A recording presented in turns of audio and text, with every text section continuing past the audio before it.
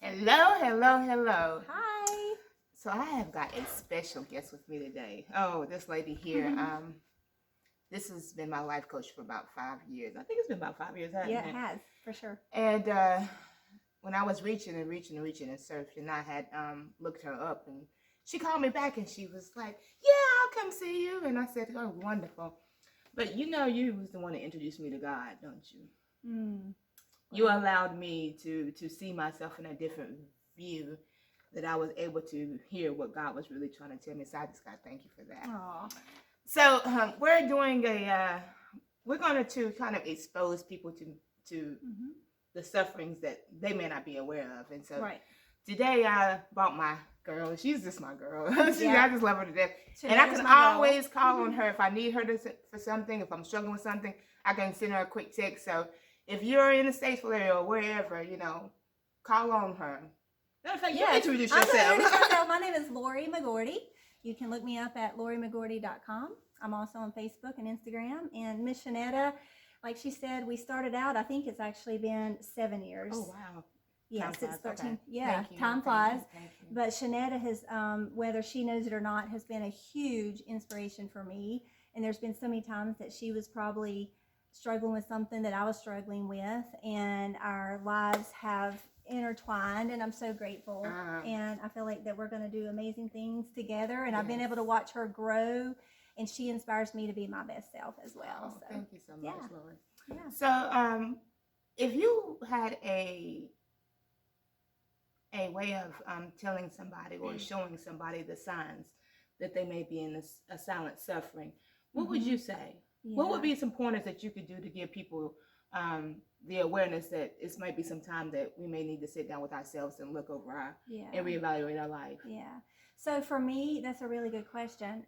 So for me, being a life coach, I'm not a counselor. So most of I do have the education as a coach, but just so you know, a lot of my niche practice comes from my own heart and my own experiences. Right. And my heart is to work with women. So a lot of my own advice and coaching not only comes from the book work and all of that, but it comes from just life experience, and I've seen it in my own life and yours and many other women also, that the signs of suffering a lot of times are when we're not able to be our true divine self. Right. And when I say true divine self, I mean the person that God created us to be. When we're being anything but that, we're lying to ourselves. Yeah, and silence is something that has been started from from way back in a lot of the past. You wouldn't even recognize that the silence of the past that can make you continue to suffer. So self awareness, and that is isolation and stuff like that is really a key indicator that you know is maybe a problem somewhere in So when life. I say, yeah, that's a good point, because when I'm talking about not being our true selves, if we're having to be or do anything that doesn't feel comfortable to us, we feel like we're faking it with being silent. Maybe we're tiptoeing around a relationship, or we can't be expressive at work the way that we know that we can be. And if we're allowing others to mistreat us, and we feel like we're being taken advantage of, you probably are. Right, right. I know a lot of times when you are asked, how are you doing, or how is your relationship going, the instantaneous response would be, I'm okay. I'm okay. I'm okay. I'm all right. Yeah. And a lot of times when we say I'm okay, I'm all right, after so long of saying it, it becomes our truth. Yes. Yeah, because we begin lying to ourselves. And we begin to believe that we're okay. Yeah. And then after a while, it's just a normal thing to say, I'm okay. And when you still allowing the suffering to manifest in your life, I know how I was, because I said it a lot. Yes. Because I was afraid and I didn't want the people to judge me. So judgment was another thing that really was a struggle for me. But Absolutely. but what is the saying I'm okay doing for you? Yeah. You're lying to yourself. Right. And I remember there were times in my life, and I was in, it depends on we hate judgment from other people, so we save face. Right. And I remember lying to so many people and always saying that I was okay when my electricity was off at home and I was going to church, and cooking chicken on an open fire so nobody at church would know that I didn't have electricity at home because I was saving face. Right. And I was pretending to be okay when I was truly being taken advantage of financially. And I was allowing suffering in my own life. So, I mean, it's not okay. It's not okay to say I'm okay, and it's not okay to pretend. And I beg people to say that, you know, if you're pretending, then you're creating something that you have already suffered once before. Absolutely. I don't like the pretending, because pretending is just another form of creating another hell that you're going to have to continue to endure. Yes. And we will repeat the pattern over and over. And people were from the outside looking in now, you know, I see a lot of pretending things, and I just shake my head at it, because I have a hard time going back and saying, hey, you know, it's okay if you walk away. You know, it's okay to walk away. Like for me, when I got ready to get a divorce, you know, everybody turned their back. They was like, yes, stay there. I'm like, no, I can't stay there. I can't stay there because I'm not happy here. Yes. You know? And not only not happy, it probably wasn't healthy. It was not healthy. Yes. It was not a healthy pattern for me. And I stayed way too long. Yes. You know, it was probably 2 years in, and my mental had already left before my body even left. So I was just like, I can't stay here any longer. Yeah. And the fact that I worried about my bills being paid, and I worried about what my kids was going to do, and I worried about what people on the outside was going to say. And then I said, I can't do it. I cannot stay here. I've got to move.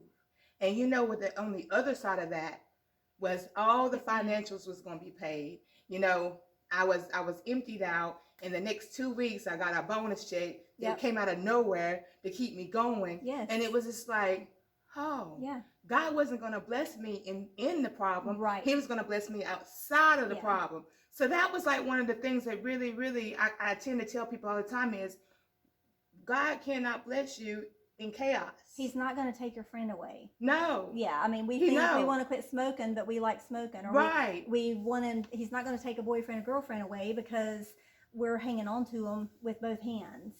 And then we don't have anything to build from. We don't have any space for anything else because we want to continue on this pattern. Yeah. And that's another point. You just said it wasn't a healthy marriage.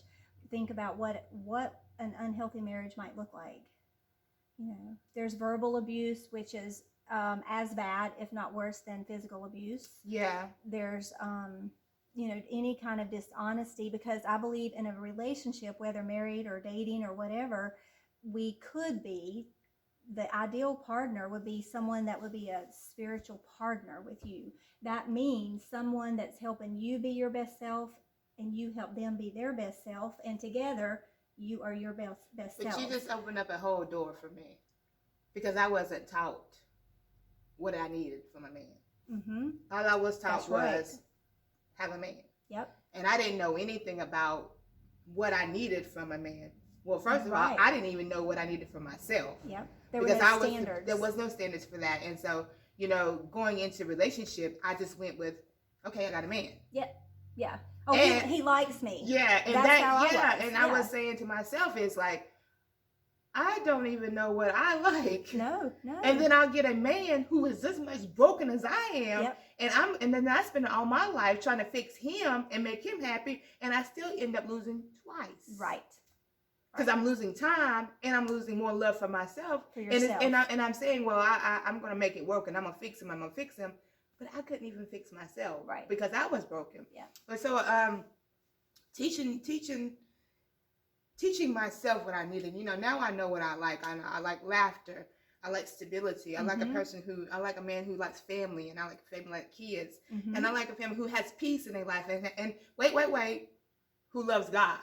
And so those things that I know about me. Yes. Now I can go out and see what kind of a man I want. Not just a man, but a man over the same qualities. Right. Absolutely. That I love from me. Yeah. Because you cannot go with someone who has a different path than you.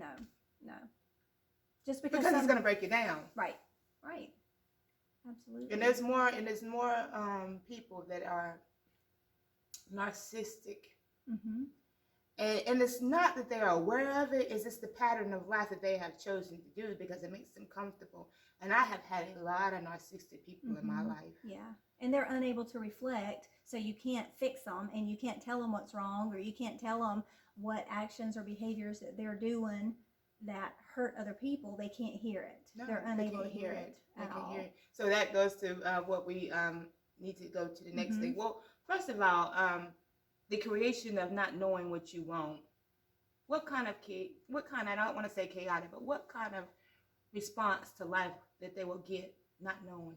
Ooh. If you don't know what you want, what is the old song? If you don't something, you'll settle for anything. It's kind of like that. You'll just take whatever, because you said that whole thing about Biggie. Yeah. If you don't know, now you know. Yeah. So it's like we just, like you were saying earlier, we just learn, and we will accept anybody and any person into our life that shows us any little bit of attention, because we're so lacking and we're so broken. When somebody says, "Girl, you look good," we're gonna be like, "Woo, he likes me," and then boom, you're hooked and sucked into an unhealthy relationship, possibly, where you have to have, and you're going to repeat patterns. Yeah. So whatever you grew up around, if there was chaos, if there was screaming, if there were yelling, if there was physical abuse, mental abuse, verbal abuse, where people were putting each other down, that is your norm, and that's what you will recreate as an adult.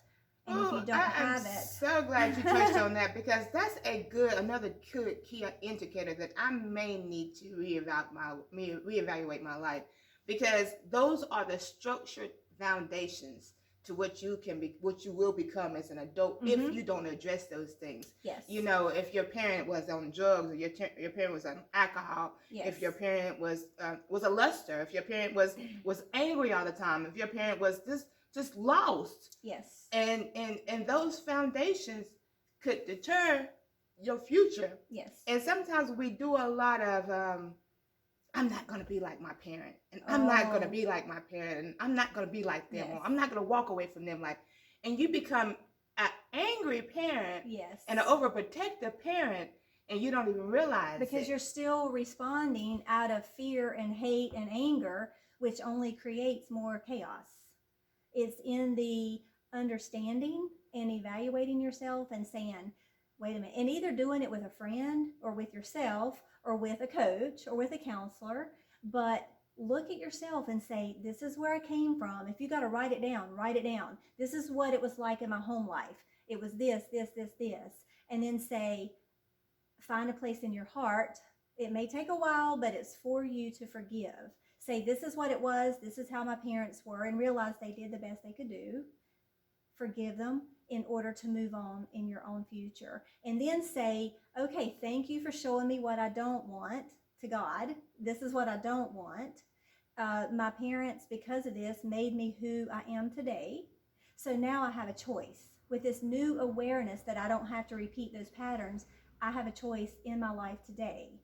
What do I want? And that's where the fun begins. That's where you get to sit down and do vision boards and write in journals and say, and daydream. And it is so, so delicious and happy and fun to create the life that you want. But you start in here. It's all internal. Everything external in our lives come from inside of us. We can't scream at, I can't scream at this painting and say, I hate you the way you are, change. It can't change. No. I have to go inside myself and create a new vision for that painting, and then go back and repaint it. But it comes from me. The same with our lives. Our lives are like a canvas, a clean canvas, and we can paint it. And if we mess it up, we get to do it again. We can go in there, look inside ourselves and say, I want to change this, and then put new brush strokes on your life and create a new life. So a lot of times when we find something that we don't want or not working in our lives, we tend to focus on that. We don't want to do that. We want to say, okay, thank you for showing me what I don't want. I'm going to leave that over here. What do I want? Because whatever you focus on grows and expands. So if you focus on the negative, you're going to continue to create negative. If you turn your focus and say, I'm going to focus on what I do want, this shows me what I do want. This shows me what I don't want. So I'm going to turn to what I do want. And then you begin focusing and going down that path of what you do want. That's how you create your life. Or recreate it. Recreate. And I say, I am going to say this. It's not, I've used that word before, recreate or recreation or create. I like to think now that I'm not redefining myself. I'm none of that. I am remembering who I am. Because I was that all along. You were that all along. You were that beautiful, happy Shanetta who had a heart to help people when you were born. This is who you were created to be. This happy, joyful self, expecting nothing but love from God and the universe and people around us for a healthy life. And then life gets in the way and messes it all up. Yeah. So now when we're older, we can remember who we are. And from that place of remembrance, do we live? Yeah.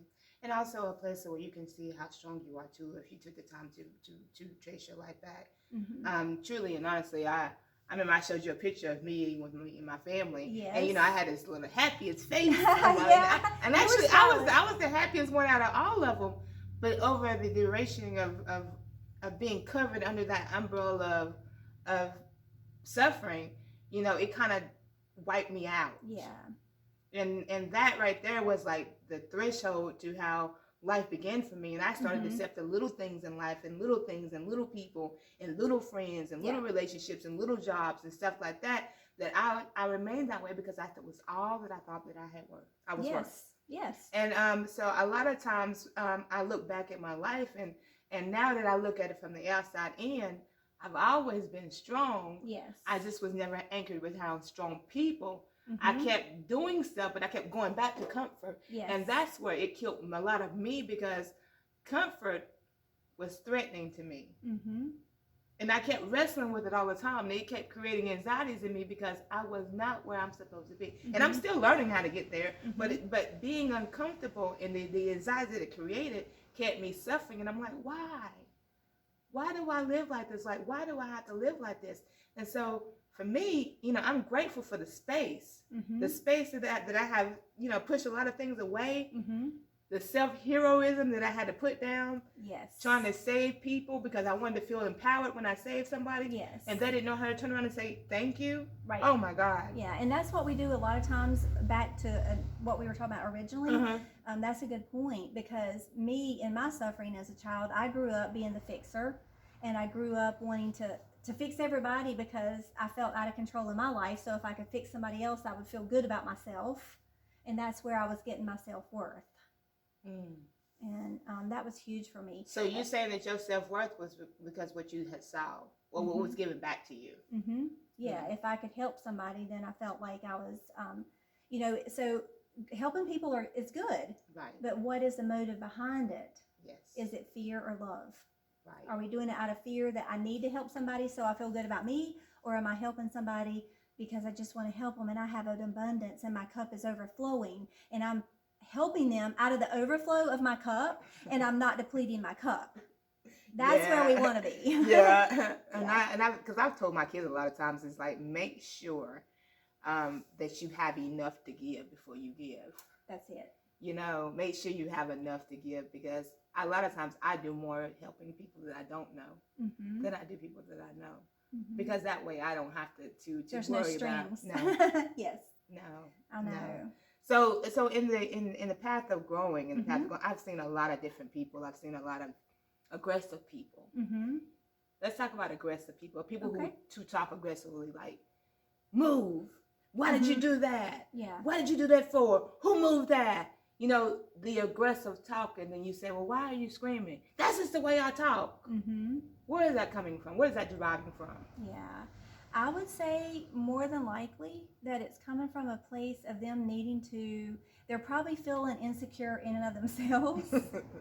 And they're trying to express themselves boldly in a way that really does hurt other people because they're wounded. Otherwise, we would speak kindly. Right.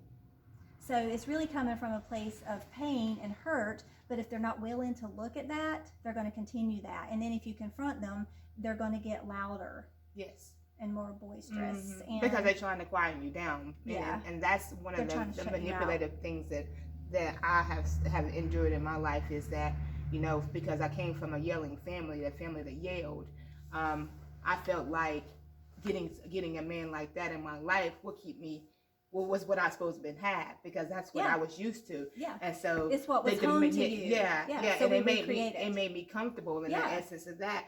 But really, what was really was I was always strong. Mm-hmm. I just allowed a weak to cover me. Yes. And so I tell people all the time when I say aggressive, you know, why are you so aggressive? Like, Yeah. why do you have to grab me so Yeah. hard? Mhm. You know, it's like that's just me. That's just the way I show love. No. That's coming from a bad place in your life that you have yet to recover from. Mm-hmm. And I people were like, no, it ain't. I'm like, okay. And I'll just walk away. Because at that moment, I have hit a trigger Right. for them. Yes. And they're not willing to. And they don't like, when truth hits, Yeah. it hurts. It hurts. Yes. Because I had a hard problem And with that's where we have to learn to look at ourselves honestly and be honest with ourselves and say, is this true about me? Why am I behaving this way? I used to not be able to cry.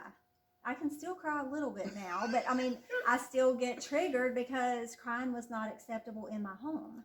Because So it was, for me, it was crime was weak. like, it was weak, and I was going to get eaten alive. Right. So if things made me hurt as an adult, instead of crying, I would either let them push me and push, and then I would react like in a huge way and overreact then. And then I could get very volatile with my words and even physical, believe it or not. Yeah. Wow. And I mean, I would get mad and like push or punch or something like that. And see, on the other side of that, it was pain. When people would start to holler and stuff like that, I would do so much to digress it. Mm-hmm. I would put my all into it. Mm-hmm. You know, let's go get a drink. You Yeah. know, let's go to, you know, because I wanted to simmer it down, because I Yeah. had heard so much hollering in my childhood that I wanted to just, it created a fear. Yes. It created fear and phobia for me. So I'm like, how can I do this? Okay, let me make a joke or something to Right. simmer it down so that it could go away. Yeah. Because when it happened, it would mess with my past. Yes. Something that I hadn't accepted, and going back to you saying forgiving, I hadn't Mhm. accepted, and I hadn't really just grabbed a hold to it, Mhm. because I was continuing in my life to run from it. Mm-hmm. So I get you on that, because I was the exact opposite. Like, I violence. think was I could nothing. do both. So there was some violence, and I would either retreat and try to flee or run, or if I had to face it, I would try to override it with more like yell louder or something like that. If they did one thing, I would have to up the ante to get control over it so that they wouldn't overcome me. So then we're just triggering each other, and then it escalates, and that's how domestic violence happens. Mm-hmm. Yeah. So you pull. I like to pull out words. Control. Mm-hmm. How is control a factor of suffering? Whew. Well, I have been known to be a control freak. I have personally, and I can see it very well in other people too, but I can see it in my own life, and that's straight up out of fear. Mm. And it's because we learn that behavior. Sometimes as children, control will save our lives. But then when we grow up and get our big girl panties on, we don't have to be in control. But what happens is we will inadvertently create a relationship, an intimate one, or whatever our relationships are like, to where we have to try to maintain control. So we're perpetuating our pain from our childhood. And then we realize life doesn't have to be so hard. You know what? I'm going to change my life, and I'm going to be around people, be in places, and do things that I don't have, that doesn't trigger me to feel like I have to be in control. Yeah. So breathe, you know, just recognize, self-reflect, and you realize, or ask yourself, do you feel the need to be in control all the time? And if so, there's a place and a point to, you almost have to do it moment by moment, day by day, Mm-hmm. and evaluate your responses to life and say, ooh, this is triggering my response to be in control, but I'm going to delegate. I'm going to trust that God's taking care of me. I don't have to do this. God is going to do this for me. You know, there's some things that he calls us to do, but that will be inspired action, things that make us happy, that we want to do. He will create people, places, and things to come to us to provide and meet all of our needs when we get out of our own way and stop trying to be a control freak. Mm-hmm. So I have had that tendency of controlling, because control kept me safe. yes. And I felt like when I was in control, then that nothing could go wrong. But Yes. it was a combustion of stuff that But went it causes wrong. more, it creates more anxiety. It does. It Oh my really God, does. it makes your heart like feel like it's flying away all the Yes. time. And Control. it's like, Control is a demon. it manifests in business. I mean, Yes. I'm a business owner, and if I let myself become fearful, I will try to up the ante and be in control of everything, but then that stresses me and I get burnout. But if I step back and say, I can only do so much, and I am committing to do this much, but I'm trusting that God's going to do his part, and then that is a place of peace, and there's no stress in that. And our lives can be calm and peaceful, and we don't prolong the suffering. Right. So we talked about aggressive talking, and we've talked about the manipulative form of that. But what about the low self-esteem and the low self-worth? How is that a struggle for people, and what happens when you are in low self-worth and low self-esteem? A lot of times we tell ourselves that, oh, I love myself, and we'll put on the finest clothes and we'll put on the finest things in life, but the mental part of how we really feel never gets covered up. Because I know for me, I used to speak from immaturity. I could look my best, but as soon as I opened my mouth up, that little girl inside of me, the broken little girl inside of me, would speak for me, and I was not able to control it. And Lord knows if I was to get drunk, oh my God, that little girl was just a terror. Yes. And I wondered. I said, I'm a good woman, but I knew I wasn't. And I wanted a good man, but I never could keep a good man because I was still a little girl in my maturity level. Right. So, dealing with that self-worth and the low self-esteem, and I call it being thirsty for attention, driving for attention. How does that work when you're getting into relationships and friendships and stuff like that?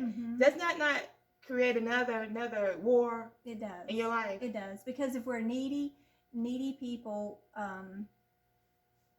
we're needing other people to validate something in ourselves that we need to be validating for ourselves. Right.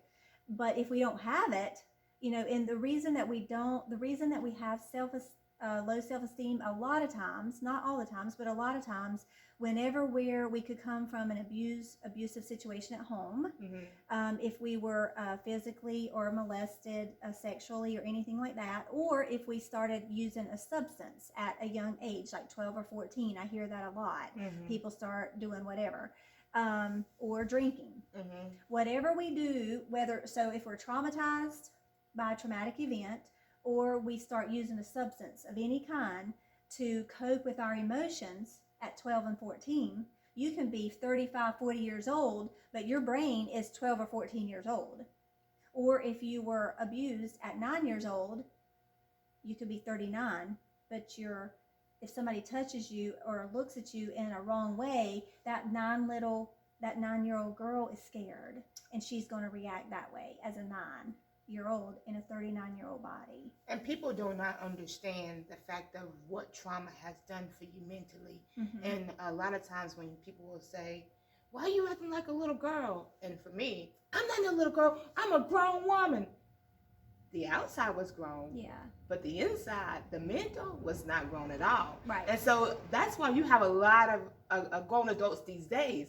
They could be 65 years old, but they can still be stuck in a 6-year-old mentality. Because their brain never matured, because they either started covering it up with a substance. So that is how they learned to cope with negative emotions, was with the substance. They never matured into adulting and learn how to handle problems and adulting from their own brains. They would always use something to cover it up so they didn't have to deal.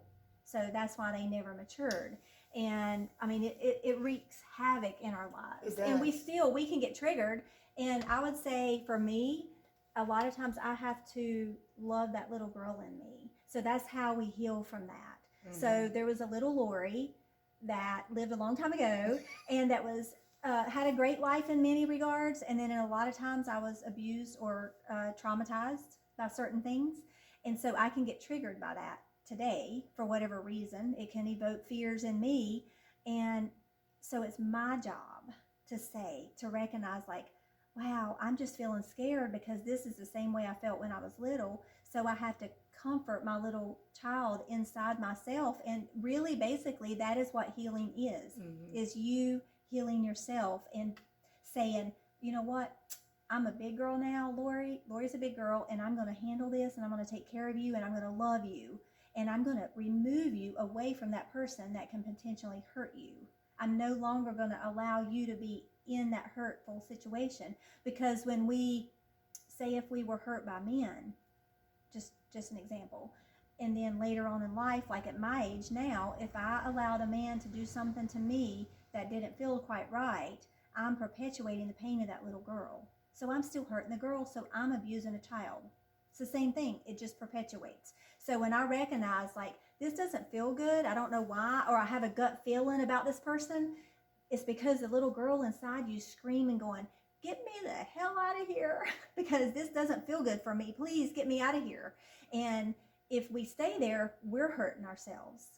But if we remove ourselves and say, come on, I'm going to go get some ice cream, or we're going to go for a hike, or we're going to go for a walk, or we're going to go spend time with our family and our kids and do something fun and productive and play games and go to the movies and cook a meal together and dance together and laugh together and do healthy things, you start healing that little girl inside, and you become one with yourself. And that's how you heal. Yeah. And then you won't be going, tell me, help me, I need you to protect me, I need you to protect me, to a man or a girl, a friendship even. Mm-hmm. You won't be draining the other people of their resources to fill you up, because your cup's full. And I'm speaking just from the African American. We're so taught to live in silence, mm-hmm. that a lot of the things that we struggle with, we suffer with. You know, like if and there's a lot of us out here that's been molested and mm-hmm. been just holding that in, mm-hmm. and covering it up, or just even the mental abuse that we have sustained, mm-hmm. in that, you know, we've held it and we've covered it up, and those things like that we're just not willing to talk about, mm-hmm. and it's hard after so long that you have zipped it up, yeah. to unzip it, because now we have become protected over it, yeah. and we don't want it to let go, because when we let that go, we don't know what to do. Yes. After we let it go. Absolutely. So we just keep it, we cover it, but we're not realizing the suffering that we are creating, yeah. keeping it covered up. Yeah. Like for me, I love to talk about it. Yes. Because every time I talk about it, I heal from it. Yes. It's like a relief. But it's covering your light. It's like snuffing out your light. When secrets kill. Secrets kill. That's what it boils down to. You ain't never told me that one. I gotta make an appointment for that one.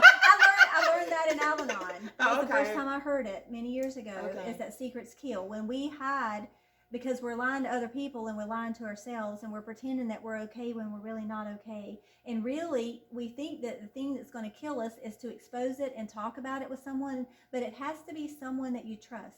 It has to be a trusted confidant. It can't be somebody that you're going to share your guts with and your secrets with, that's going to go out and use it against you, mm-hmm. and then re-hurt you even more. So it needs to be someone that is trusted. Well, that's. And if you don't have that, it would need to be a professional.